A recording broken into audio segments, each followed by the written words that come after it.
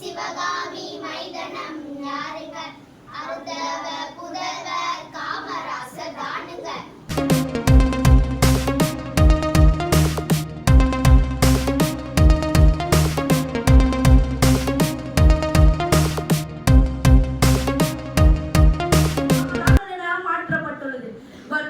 செல்லமாக ராஜா என்று அழைப்பார். இதுவே காலப்போக்கில் காமராஜர் என மாற்றப்படுகிறது. தமிழகத்தின் முன்னாள் முதல்வர் காங்கிரஸ் தலைவர் என காமராஜருக்கு பலமும்